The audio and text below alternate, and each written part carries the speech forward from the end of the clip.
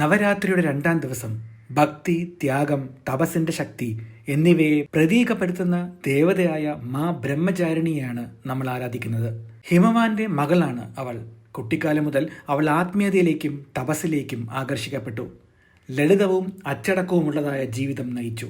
എന്നിരുന്നാലും അവളുടെ ഹൃദയം ഒരു വ്യക്തിയെ മാത്രമേ ആഗ്രഹിച്ചിരുന്നുള്ളൂ, ഭഗവാൻ ശിവനെ. അദ്ദേഹത്തിനെ ഭർത്താവായി ലഭിക്കാൻ ദൃഢനിശ്ചയം ചെയ്ത അവൾ മറ്റാരെയും പോലെ അല്ലാത്തൊരു തപസ് ആരംഭിച്ചു. വർഷങ്ങളോളം ഹിമാലയത്തിലെ കൊടും തണുപ്പിൽ അവൾ ധ്യാനിച്ചു. ആദ്യം പഴങ്ങളും വേരുകളും കഴിച്ചാണ് അവൾ അതിജീവിച്ചത്. പിന്നീട് ഇലകൾ മാത്രം കഴിച്ചു. ഒടുവിൽ അതും ഉപേക്ഷിച്ചു. ഭക്ഷണവും വെള്ളവുമില്ലാതെ അവളുടെ അചഞ്ചലമായ വിശ്വാസത്തിൽ ദേവന്മാർ പോലും അത്ഭുതപ്പെട്ടു.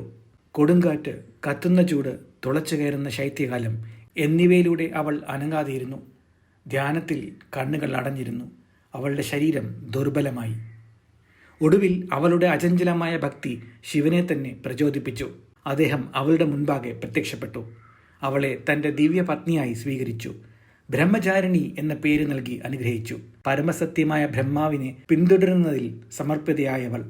പ്രതിരൂപ ശാസ്ത്രത്തിൽ ബ്രഹ്മചാരിണിയെ ശാന്തയായ ഒരു ദേവതയായാണ് ചിത്രീകരിച്ചിരിക്കുന്നത്. നഗ്നപാതയായി നടക്കുന്നവൾ വെളുത്ത വസ്ത്രം ധരിച്ച് വലത് കൈയിൽ ജപമാലയും ഇടത് കൈയിൽ കമണ്ഡലവും പിടിച്ചുകൊണ്ട് നിൽക്കുന്നു. അവൾ ശാന്തത, ക്ഷമ, ആത്മീയ ശക്തി എന്നിവ പ്രസരിപ്പിക്കുന്നു.